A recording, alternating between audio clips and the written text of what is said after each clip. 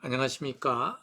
3월 9일 말씀 묵상 시작하도록 하겠습니다. 먼저 기도하겠어요. 사랑의 하나님 아버지 감사합니다. 오늘도 주의 말씀으로 또 시작할 수 있게 하셨습니다. 이제 이 말씀이 우리들에게 능력으로 다가오는 아버지 은혜가 충만하게 하여 주십시오. 예수님의 이름으로 기도했습니다. 아멘. 네, 오늘 말씀은 마태복음 18장 21절서부터 35절까지 되겠습니다.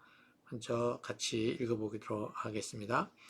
그때에 베드로가 예수께 다가와서 말하였다. 주님, 내 형제가 나에게 자꾸 죄를 지으면 내가 몇 번이나 용서하여 주어야 합니까? 7번까지 하여야 합니까? 예수께서 대답하셨다. 7번만이 아니라 70번을 7번이라도 하여야 한다. 그러므로 하늘나라는 마치 자기 종들과 샘을 가리려고 하는 어떤 왕과 같다. 왕이 샘을 가리기 시작하니 10달란트 빚진 종 하나가 왕 앞에 끌려왔다.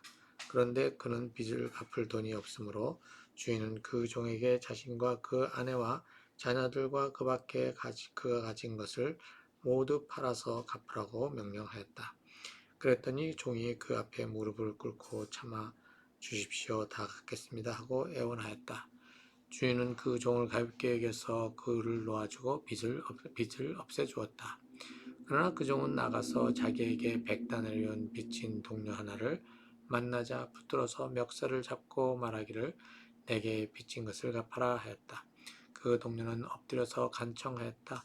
참아주게 내가 갚겠네. 그러나 그는 들여주려 하지 않고 가서 그 동료를 감옥에 집어넣고 빚진 돈을 갚을 때까지 갇혀있게 하였다.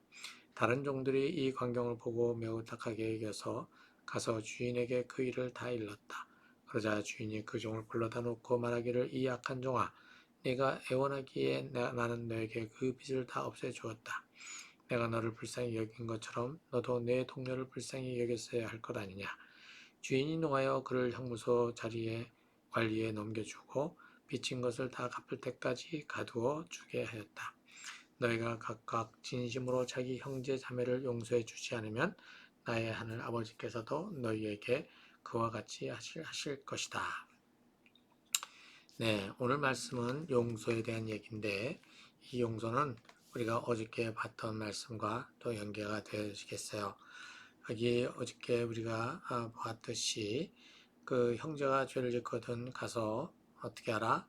이제 만나고 또 다시 설득하고 이런 과정들을 가지는 것을 갖다가 이제 예수님께서 말씀하셨죠. 어저께 우리가 기억하듯이 그 교회 공동체가 무슨 회의를 열어서 죄를 회개하지 않았다 해서 그냥 딱 공개해서 너는 죄인이야 하고 너는 교회 공동체에서 떨어져 나가야 돼 이런 식의 것이라고 저는 보지 않는다고 얘기했습니다.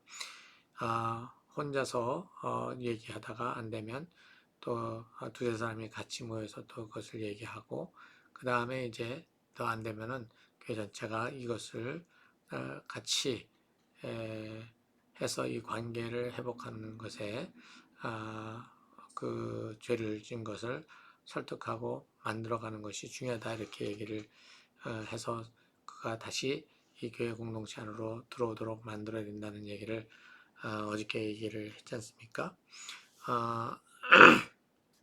그 당시 교회가 크지 않았잖아요. 작았단 말입니다. 그래서 이 한 교회 공동체 안에 한 사람이 문제가 되었었을 때에 그 문제를 해결하려고 할 경우 전체 그 교회가 같이 이 문제에 뛰어든다 할지라도 모두가 다 그를 알고 있는 그러한 관계성 속에서 만들어가는 것이기 때문에 여기에서 얘기하는 부분이 교회가 말하라고 한 이것은 충분히 우리가 이렇게 이해가 될 수 있습니다. 뭐 지금 이 시대에는 뭐 워낙 그러니까 이제 그 부분에 있어서 조금 다르게 해야 되겠지만 적어도 중요한 것은 교회가 하나의 공동체로서 한 사람을 어떻게 해요?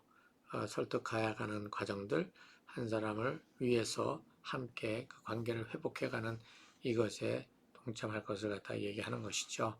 특히나 이제 어떤 잘못을 저질렀을 때 그 문제를 다루는 부분에 있어서 말입니다. 그런데 이제 이것에 대해서 이제 베드로가 무슨 얘기를 하냐면 내 형제가 나에게 자꾸 죄를 지으면 몇 번이나 용서를 해줘야 되느냐라고 지금 얘기를 하는 거죠. 아까 우리가 얘기했던 부분에서는 죄를 지으면 한 번에 대한 얘기가 되겠는데 이번에는 지금 어떻게 되냐면 또 다시 다른 거로 또 다시 계속해서 그 죄를 지을 때 이것을 어떻게 해야 되느냐라고 했었을 때 예수님께서는 뭐라고 그랬냐면 7번만이 아니라 어떻게 해요? 70번을 7번이라도 해야 된다 이렇게 말씀하셨어요. 그것은 무한대로 용서를 하라 이런 얘기를 하고 있는 것이죠. 자, 그런데 이렇게 얘기하시고서 그 다음에 용서하지 않는 자에 대한 이야기를 여기서 은유로 이제 비유로 말씀을 해 주십니다. 여기 보면 만 달란트의 빚진 사람과 그 다음에 얼마냐면은 여기에 백데나리온을 빚진 사람에 대한 얘기를 하고 있죠. 만 달란트라고 하는 그 돈이 얼마나 큰 것인지 이것은 참으로 얼마라고 이제 지금 돈으로 얘기하지는 않겠지만 그 평생을 저기 해도 그렇게 갚을 수 없는 돈이 지금 이제 사실 1달란트도 굉장히 큰 돈이지 않습니까? 근데 만 달란트라는 것은 평생을 갚아도 되지 않는 그러한 돈이 되는 건데 이 돈을 지금 왕이 어떻게 했냐면 탕감을 해줬다 이렇게 되어 있습니다. 그렇다면은 자기에게 백데나리온 100일 동안 저기 임금을 빚진 동료를 어떻게 해요? 그것을 갖다가 탕감해 줄 수도 있는데도 불구하고 그렇게 하지 않았다는 것입니다. 자, 여기서 지금 예수님께서 말씀하시는 이것은 뭐냐? 우리가 하나님 앞에서 지은 빚, 그 빚은 평생 모든 것을 다 드려도 어떻게 해요? 갚을 수 없는 빚이라는 것이죠. 그런데 우리 형제가 옆에 있는 다른 형제가 나에게 지은 그러한 빚은 사실은 한 100데나리온의 빚, 그것은 그 평생 내가 갚을 빚에 비하면 아무것도 아닌 그러한 빚이라는 겁니다. 그런데 평생 그 갚아도 못 갚을 그 빚을 탕감받은 내가 지금 다른 사람이 나에게 잘못하는 것을 가지고 어떻게 그것을 견디지 못해서 그 빚을 갚으라고 추궁하고 있는 그러한 모습을 두고 지금 여기서 얘기를 하고 있는 것입니다. 먼저 여기서 저는 생각해 본 게, 우리가 하나님 앞에 지은 그 죄라고 하는 것, 이것이 얼마나 뭐랄까요? 심각한 것인지 이것을 우리가 알지 못하면 나에게 지금 잘못한 것에 대해서 죄를 지은 것에 대한 그 사람에 대한 우리의 그 불만이 사그러지지 않을 것이라는 생각을 해보게 되죠.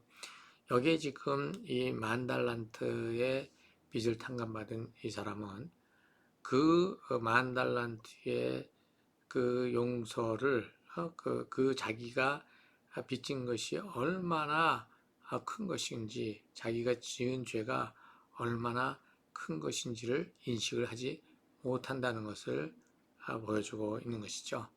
그래서 조그만 자기의 그 상처를 어떻게 하느냐면 견디지 못하고 그것에 보복을 하는 그러한 장면을 여기서 얘기해 주고 있는 것이죠.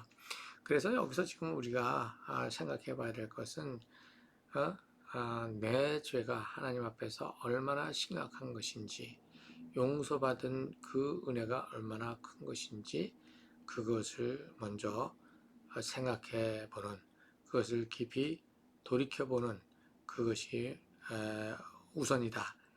그래야지만 진정한 용서가 또 다른 사람에 대한 용서가 가능해진다. 이것을 생각해 보게 됩니다. 그래서 예수님께서 주기도문에서 우리에게 죄 지은 자를 용서해 준 것 같이 우리 죄를 용서하여 주십시오라고 하는 이 기도가 무엇을 우리로 하여금 생각하게 하느냐면 하나님께서 우리를 용서해 주신 그 은혜가 정말 크다는 것을 어떻게 해요? 먼저 생각하지 않으면 내가 내 옆에 있는 사람의 죄를 용서해 주는 것이 어떻다는 겁니까? 어렵다고 하는 사실을 기억하게 하는 그러한 그 기도문이다. 저는 그렇게 생각을 해보게 됩니다. 예수님께서 이것을 우리의 죄를 주님께서 용서해 주신 것처럼 저희도 옆에 있는 자의 죄를 용서하게 해 주십시오. 이렇게 예수님께서 말씀하신 게 아니라 우리가 옆에 있는 사람의 죄를 용서해 준 것처럼 주님께서 우리를 용서해 주십시오라고 하셨단 말입니다. 그러니까 우리가 지금 예수님의 제자가 돼서 예수님의 그 용서의 은혜 속에 살아가는 사람들인데도 불구하고 이미 그 용서받은 것을 우리는 가지고 있는 사람 아닙니까? 그런데 예수님께서는 기도를 그렇게 하라고 가르쳐 주셨어요. 그것은 결국은 무엇을 우리에게 기억하게 하시느냐면 너희가 용서받은 것을 깊이 생각하고 그 은혜가 얼마나 큰 것인지를 생각하고 무엇을 하라는 것입니까? 다른 사람을 용서하라는 것이죠. 그러니까 우리가 먼저 용서해 준 것처럼 이라고 하는 것은 그 용서가 마땅히 이루어져야 하는 것을 얘기해 주고 있다는 것입니다. 자, 이제 이렇게 하다 보면 우리는 용서라고 하는 문제를 좀 우리가 어떻게 생각하게 되냐면, 대부분 용서라는 것을 하면 그 사람하고 아주 잘 지내는 거, 뭐 이런 것들까지 다 생각하게 되잖아요. 근데 성경에서는 지금 그 용서라고 하는 문제에 있어서 이렇게 보고 있는 것입니다.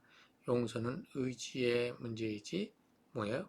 감정의 문제가 아니라는 것입니다. 그것을 어떻게 또 얘기해 볼 수 있느냐면 용서는 지금 내가 감정이 높낮이가 왔다 갔다 하더라도 예수님께서 우리에게 용서를 선포하라고 하신 것이죠. 그래서 우리가 그를 용서라는 그 자리로 우리가 선포했었을 때에 내가 그와 나 사이에 묶여져 있는 어떤 제가 그 사람으로 인해서 묶여서 한 걸음 더 나가지 못하는 것로부터 자유롭게 만들어 주신다는 것입니다.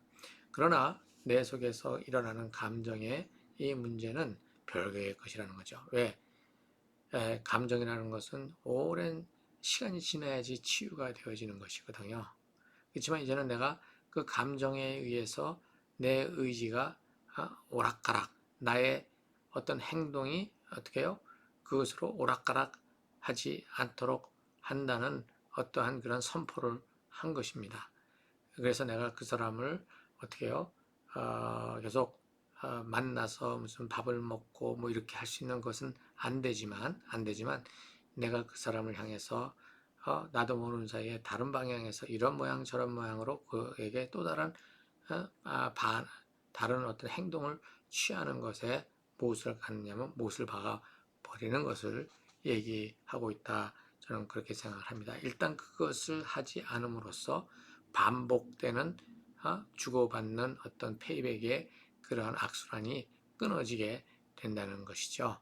그래서 여기서 용서를 선포한다는 것은 내가 그 사람에게 다른 페이백을 하지 않는다는 것을 분명하게 얘기하는 거나 마찬가지라는 것이죠. 예, 오늘은 여기까지 하도록 하겠습니다. 기도하도록 하겠습니다. 사랑의 하나님 아버지, 우리가 용서한다는 것이 참으로 아버지 하나님이여 쉽지 않지만 오늘의 이 말씀을 또 생각해 보면서 아버지 쉽게 복수를 하던 그 시대에 아버지 하나님은 그것을 하지 않는 결정을 내리는 아버지 하나님이여 그 선언을 하고 내 감정은 아직까지 사그러들지는 않았지만 그 사람에게 나의 어떤 그 감정을 끌어내서 그 사람에게 페이백하는 것을 하지 않는 그러한 그 결단을 하는 것을 용서라고 하는 자리에서부터 시작한다는 것, 이것을 오늘 저희가 생각해 보았습니다. 아버지 하나님, 우리가 관계를 맺어가는 상황 속에서 또 이렇게 내 속에 불불 끓어오르는 것들을 그대로 따라가지 아니하고 그것을 뒤로 하고 내가 그 사람에게 내 감정의 선대로 페이백하지 않겠다는 선언을 하는 것이 용서의 출발이라고 하는 사실, 이것을 우리가 기억하게 하여 주십시오. 감사드리며 예수님의 이름으로 기도했습니다. 아멘.